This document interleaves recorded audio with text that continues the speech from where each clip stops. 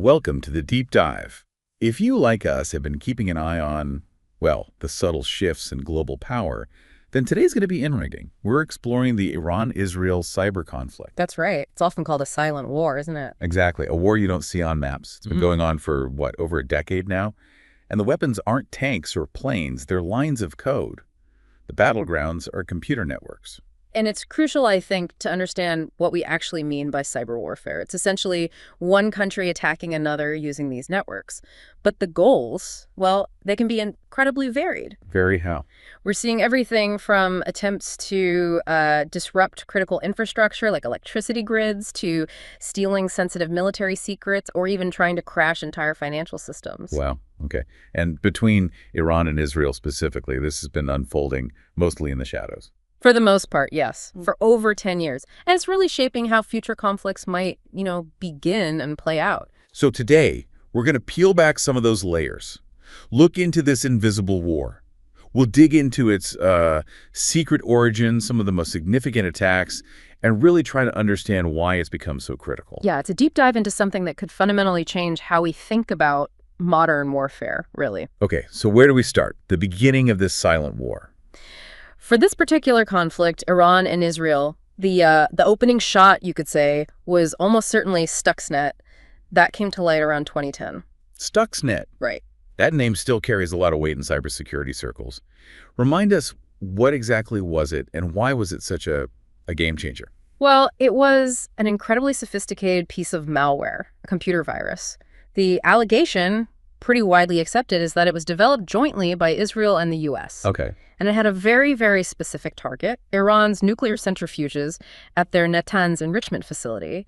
Its purpose wasn't just to spy, it was designed to physically damage them. And it worked. Oh, it worked. Stuxnet silently manipulated the centrifuge speeds, causing them to tear themselves apart.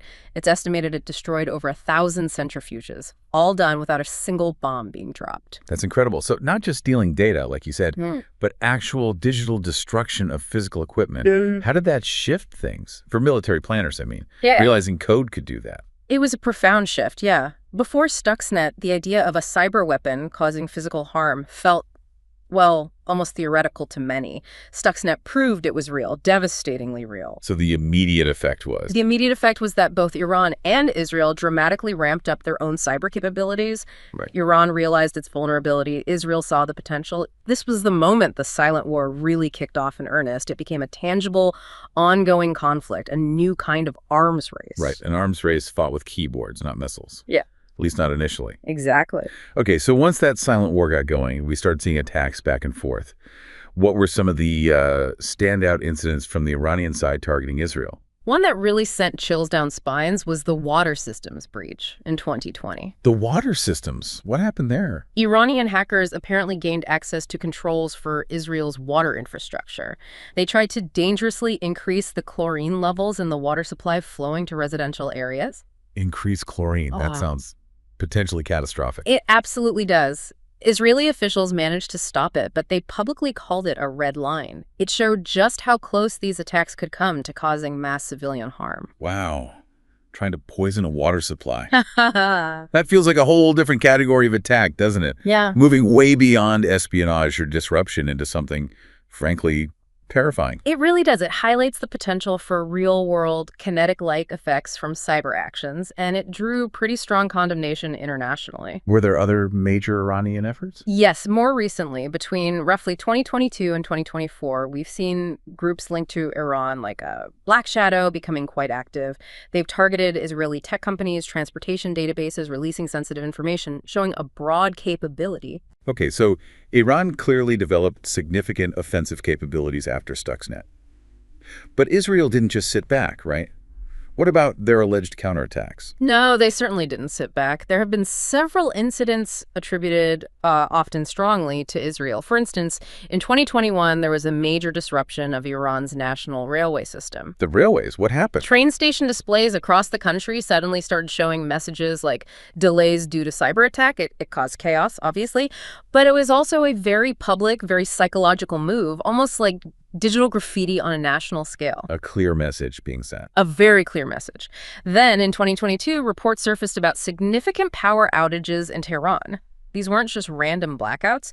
They reportedly affected sensitive locations, some allegedly tied to Iran's military and nuclear programs. So again, moving beyond data theft to tangible disruption, sabotage, really. Precisely. Active sabotage of critical national infrastructure. It shows the escalation on both sides. It really does. Now, who's actually behind these attacks? It seems pretty clear we're not talking about, random teenagers in hoodies. No, absolutely not. These are overwhelmingly state-sponsored operations, highly sophisticated, well-funded efforts. So, on the Israeli side, Israel has its renowned Unit 8200. It's part of their military intelligence directorate, and it's widely considered one of the most elite and capable signals intelligence and cyber warfare units in the world. Their capabilities are really top tier. Unit 8200. Okay. And on the Iranian side, who are the main players? For Iran, the primary entity is the Islamic Revolutionary Guard Corps, the IRGC. They have their own cyber command. But interestingly, they often seem to operate through various proxy groups. Proxy groups. Like contractors? Sort of, yeah. Yeah. Hackings groups that are state-backed but not officially part of the military structure. You hear names like APT-34, sometimes called Oil Rig, or Charming Kitten, Phosphorus, Black Shadow, as we mentioned. These groups carry out attacks that align with Iranian state interests. Does using proxies make it harder to pin down responsibility? It certainly can. It adds a layer of deniability. While intelligence agencies often have a strong sense of who's ultimately behind an attack, proving it conclusively in a public forum or for diplomatic purposes can be much harder when proxies are involved. It complicates retaliation efforts. That makes sense. So this attribution problem, how confident are intelligence agencies really when they point fingers? And does that uncertainty basically make deterring these attacks incredibly difficult? That's exactly the core challenge. Advanced digital forensics can often trace tools, techniques, infrastructure back to known groups, which are then linked to state actors. But getting that absolute smoking gun proof that holds up to public scrutiny or legal challenge, that's rare. So it creates a sort of gray zone. A definite gray zone. And this ambiguity, this deniability, it's actually a strategic asset in this kind of conflict. It allows for continuous low-level attacks and counterattacks without necessarily triggering a full-blown conventional response. And it's striking, looking at the sources, how similar the tactics seem to be on both sides. You mentioned fake identities, using backdoors, these sort of secret entrances left in systems. Exactly. Hidden pathways for future access. And Trojan malware software disguised as something innocent to get inside. Are they just learning from each other, copying successful plays, or is it more that these are just the effective methods that any skilled actor would arrive at? I think it's probably a mix of both. There are fundamental vulnerabilities in computer networks, and skilled attackers, wherever they are, will naturally converge on similar ways to exploit them. That's the convergent evolution part. Right. But there's definitely also an element of learning from the adversary. When one side pulls off a successful, novel attack, you can bet the other side is dissecting it, figuring out how it worked, how to defend against it, and crucially, how they might adapt that technique for their own use. It fuels this constant cycle of innovation and counter-innovation. Dangerous learning curve. Very much so. Now let's fast forward to more recent events. The sources point to a really significant development during the missile conflict in June 2025. It seems cyber warfare wasn't just happening alongside the physical attacks, but was actually integrated into them. That's a critical point, yes. The integration of cyber into kinetic or physical warfare seems to be the direction things are headed. It's not just espionage or standalone sabotage anymore. So what happened specifically? Well, while missiles were literally in the air, there were leaked reports, still officially unconfirmed, of course, but widely discussed, suggesting Israel deployed AI-guided cyber weapons. AI-guided.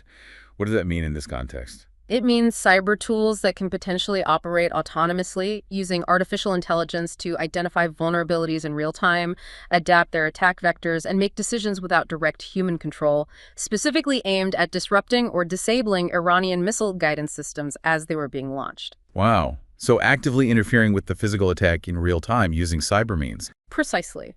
A direct, integrated use of cyber capabilities within a live military engagement, aiming to affect the immediate outcome of the physical battle. And what about Iran's response in the cyber realm during that conflict? Allegedly, Iran retaliated with it is, and it exposed just how vulnerable critical national infrastructure can be. Even without a physical bomb hitting them, These systems were effectively taken offline with tangible, potentially devastating consequences for ordinary people. So zooming out, connecting all these threads, why does this kind of cyber warfare matter more now than ever? What's the big takeaway for you? Well, there are several key reasons why it's become so central to modern conflict strategy. First, as we touched on, it's relatively low cost compared to building fighter jets or aircraft carriers, but the potential impact is enormous. Right, you can cause massive disruption for a fraction of the price of conventional military gear. Exactly. And that raises a really unsettling question.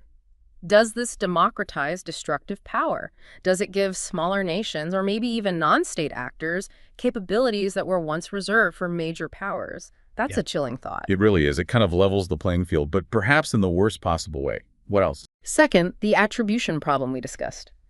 It's just notoriously hard to definitively trace attacks back to their source, especially in a way that justifies a proportionate public response. This fosters that environment of constant simmering below the threshold conflict. Plausible deniability as a weapon itself. You could say that. And maybe most profoundly, cyber warfare has the power to paralyze a country. Think about it. Disabling power grids, shutting down transportation networks, freezing financial systems. You could bring a nation to its knees without firing a single shot. That's incredible power. Silent, but incredibly potent. Extremely potent. It's a form of leverage, a form of attack that's fundamentally different from traditional military force. It really does feel like we're entering a new era, where wars might genuinely begin with a mouse click, long before the first missile ever leaves its silo. That seems to be the trajectory, yes. We're only just starting to grapple with the full implications of this new paradigm. So it's clear the Iran-Israel cyber conflict isn't really a Cold War anymore, is it? It feels much more like a daily, active struggle fought through firewalls and servers, not across traditional front lines. I agree. It's a constant battle in the digital domain, revealing a future where these invisible threats can cause very real, very visible harm. Which leaves us with a rather stark thought, doesn't it? The question isn't if the next major cyber attack will happen. No, the question really is, how bad will it be? And perhaps more importantly, are we, any of us, truly prepared for a conflict fought almost entirely in this digital realm?